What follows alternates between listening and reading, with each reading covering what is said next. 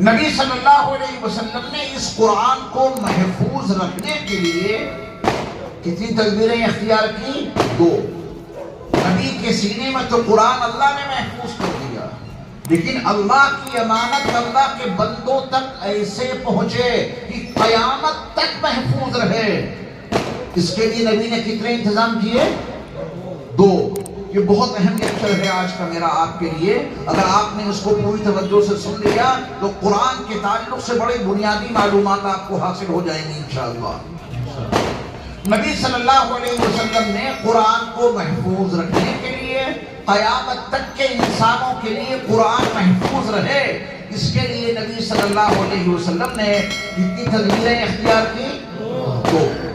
Number 1، جتنا جتنا قرآن نازل ہوتا رہا اتنا اتنا قرآن میرے مصطفیٰ اپنے صحابہ کو حفظ کراتے رہے۔ یاد رہے گا سبق؟ جتنا جتنا قرآن نازل ہوتا رہا اتنا اتنا قرآن میرے مصطفیٰ اپنے صحابہ کو حفظ کراتے رہے، زبانی یاد کراتے رہے۔ نتیجہ 23 سالہ پیغمبرانہ زندگی میں تدریج کے ساتھ ادھر قرآن کا نزول مکمل ہوا، رب کعبہ کی قسم ادھر صحابہ کا حفظ مکمل ہوا۔ سبحان صحابہ نے ایسے حفظ کیا ہے کیونکہ ان کے سامنے قرآن مکمل طور پہ ایک نشست میں ان کو نہیں ملا تھا۔ 23 سالہ پیغمبرانہ زندگی میں 23 سالوں میں تھوڑا تھوڑا کر کے یہ قرآن نازل ہوا۔ جتنا جتنا قرآن نازل ہوتا تھا اتنا اتنا قرآن میرے مصطفیٰ اپنے صحابہ کو حفظ کرا دیتے تھے، زبانیں یاد کرا دیتے تھے۔ وہ حفظ بھی بہت مشکل تھا، وہ حفظ بہت مشکل تھا۔ کیوں؟ میں سمجھاتا ہوں آپ کو، اور اس میں نبی کا معجزہ ظاہر ہوگا، اس لیے سمجھا رہا ہوں آپ کو۔ ہمارے حافظ صاحب تشریف فرمائے ہیں، ابھی میں حافظ صاحب کے ساتھ اسکوٹی پہ آ رہا تھا تو فرمایا 45 سال، تقریباً 45 سال سے الحمدللہ یہ محراب سنا رہے ہیں، کبھی ناغہ نہیں ہوا۔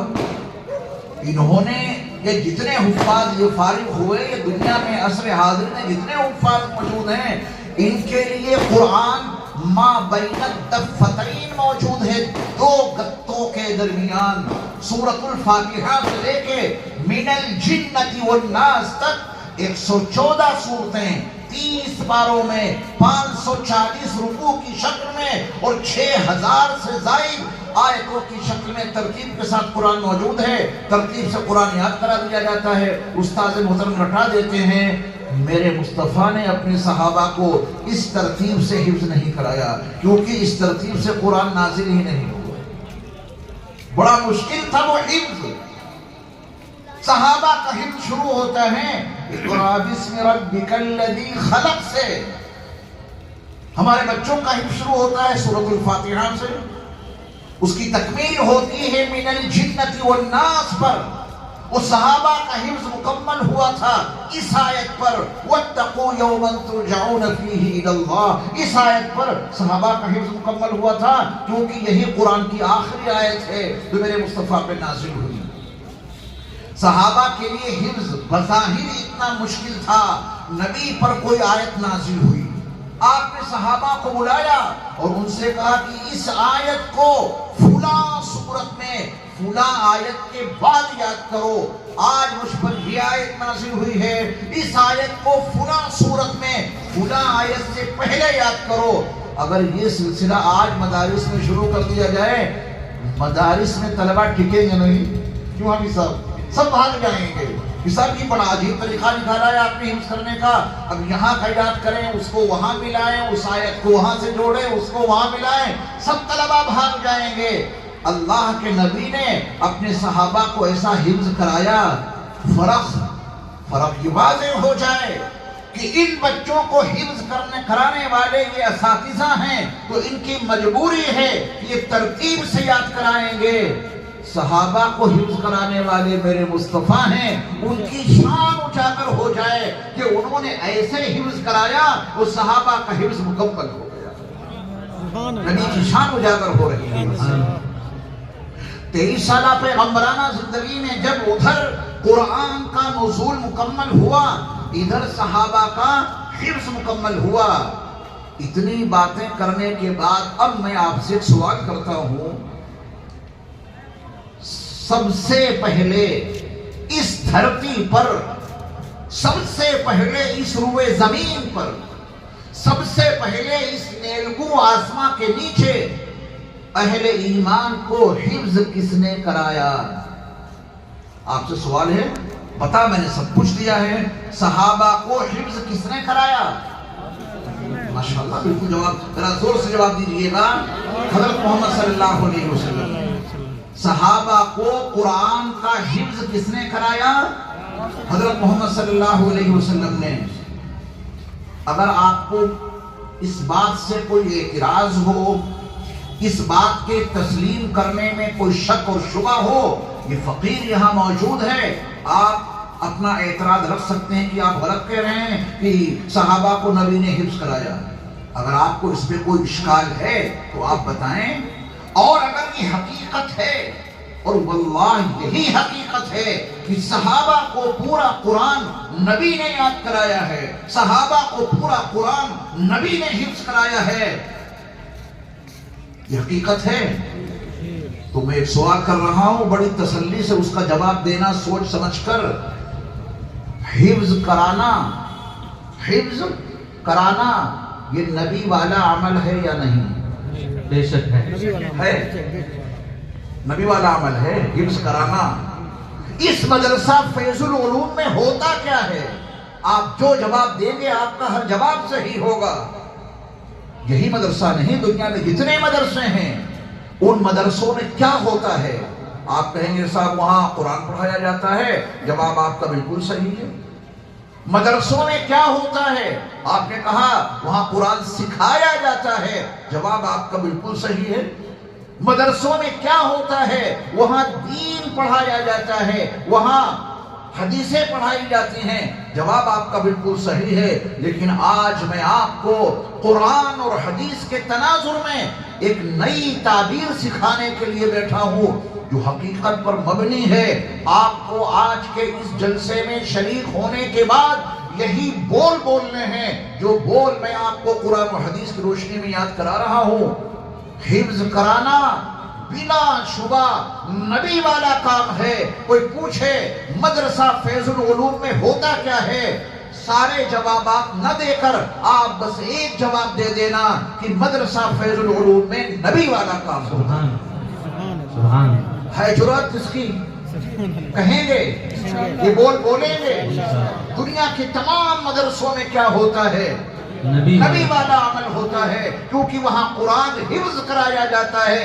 اس دھرتی پر، اس روئے زمین پر، اس نیلگوں آسمان کے نیچے سب سے پہلے ایمان والوں کو حفظ میرے مصطفیٰ نے ہی کرایا ہے۔ معلوم یہ ہوا کہ قرآن زبانی یاد کرا دینا، قرآن زبانی سکھا دینا، قرآن کا حفظ کرا دینا، یہ سب سے پہلے میرے مصطفیٰ کا کام ہے، یہ نبی والا کام ہے۔ ہمت اور جرأت کے ساتھ اور پورے حوصلے کے ساتھ آپ یہ بول بولنا شروع کرو کہ مدرسوں میں نبی والا کام ہوتا ہے۔ بولیں گے انشاءاللہ۔ یہ بول ہم نے بولنے چھوڑ دیے، نتیجہ آپ کے سامنے ہے۔ حفاظ کی عظمت دل سے نکل گئی، علماء کا احترام دل سے ختم ہو گیا۔ حفظ کرانے والے اساتذہ آپ ان کو ایک ملازم اور نوکر کی حیثیت سے دیکھنے لگے، کبھی آپ کے ضمیر نے آواز نہیں دی کہ حافظ صاحب جو بچوں کو حفظ کرا رہے ہیں یہ تو بہت بڑا کام کر رہے ہیں، یہ نبی والا کام کر رہے ہیں۔ جس دن آپ کے دل میں یہ حقیقت اتر جائے گی، نقشہ ہی بدل جائے گا امت کا انشاءاللہ۔ ناظرہ، پہلے بچے کیا پڑھتے ہیں؟ ناظرہ، اس کے بعد حفظ کرتے ہیں۔ ماحول میں باتیں آپ کی سمجھ میں آ رہی ہیں تو میں ناظرے کو بھی آپ کو سمجھائے دیتا ہوں۔ نبی صلی اللہ علیہ وسلم نے قرآن مجید کو محفوظ کرنے کے لیے، قیامت تک کے انسانوں تک قرآن پہنچانے کے لیے کتنی تدبیریں اختیار کی؟ 2۔ ان میں سے ایک آپ نے سن لی کہ جتنا جتنا قرآن نازل ہوتا تھا اتنا قرآن میرے مصطفیٰ اپنے صحابہ کو حفظ کرا دیتے تھے. نتیجہ ادھر قرآن کا نزول مکمل ہوا، ادھر صحابہ کا حفظ مکمل ہوا. ناظرہ کیا حیثیت ہے اس کی آپ کے ہاں؟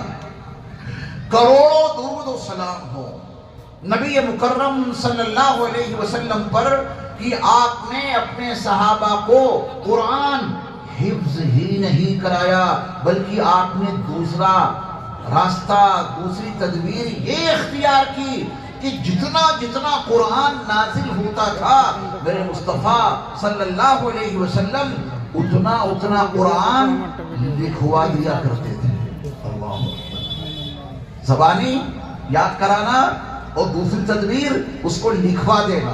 اس زمانے میں اتنا کاغذ نہیں تھا جتنا کاغذ آج دستیاب ہے. تو پھر میرے نبی نے کیا کیا؟ کاغذ ملے تو اس پر لکھو، کھال ملے اس پر لکھو، ٹھیکری ملے اس پر لکھو، درختوں کی چھال ملے اس پر لکھو، پتھر کے ٹکڑے ملے اس پر لکھو، لیکن لکھو ضرور. سبحان اللہ. کاتبین وحی صحابہ کی ایک ٹیم تیار کر دی میرے مصطفیٰ صلی اللہ علیہ وسلم نے، اور وہ لکھنے والے صحابہ طلب کر لیے جاتے بارگاہ مصطفیٰ میں. جب میرے نبی پر کوئی آیت نازل ہوتی وہ کاتبین وحی صحابہ بارگاہ رسالت مآب علی صاحبہ الصلاۃ والسلام میں پورے اہتمام کے ساتھ میں حاضر ہو جاتے. وہ میرے نبی وہ آیتیں لکھوا دیتے. صدیق اکبر کے زمانے میں وہ واقعہ پیش آیا. اگر میں تدوین قرآن پر بحث کروں تو بہت وقت لگ جائے گا. اس فقیر کی ایک کتاب ہے اس موضوع پر جس میں میں نے اسی عنوان کو قلم بند کیا ہے. قرآن ایک تعارف اس کتاب کا نام ہے. اس میں یہ سارے مباحث ہیں کہ قرآن کو کس دور میں کیسے محفوظ کیا گیا.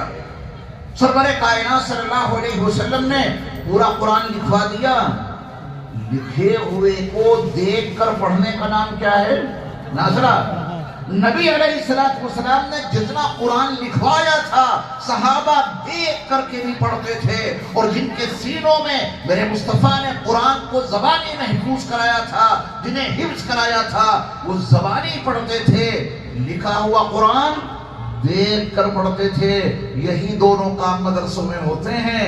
لکھا ہوا قرآن دیکھ کر پڑھا جاتا ہے، اسے آپ ناظرہ کہتے ہیں. استاد اس قرآن کو طلبہ کے سینوں میں محفوظ کرتے ہیں، اسے حفظ کہا جاتا ہے. میرے ایمان والے بھائیوں، یہ قرآن کا ناظرہ ہو یا قرآن کا حفظ ہو، یہ دونوں نبی والے کام ہیں. پورے یقین سے کہنا کہ مدرسوں میں نبی والا کام ہوتا ہے. اگر یہ حقیقت پہلے سے معلوم ہوتی تو حافظ صاحب کو یہ کہنے کی ضرورت نہیں پیش آتی. ابھی حافظ صاحب نے مجھے اشارتاً کہا کہ اس جلسے میں اس ادارے کے لیے کچھ تعاون ہو جائے تو زیادہ بہتر ہے. ضرورت پیش آئے گی کہنے کی. جس دن آپ کا وجدان پکار اٹھے گا، جس دن آپ کا ضمیر آپ کو سمجھا دے گا، جس دن آپ کا دل آپ کو پکار کے کہہ دے گا کہ مدرسے میں تو نبی والا کام ہوتا ہے، تو چندے کے اعلان کی ضرورت ہی نہیں پیش آئے گی. آپ کے در پر، آپ کے گھر پر، آپ کے کارخانے میں کوئی سفیر نہیں جائے گا. آپ پیسے لیے حاضر ہوں گے. یہاں نبی والا کام ہوتا ہے. میرے پیسے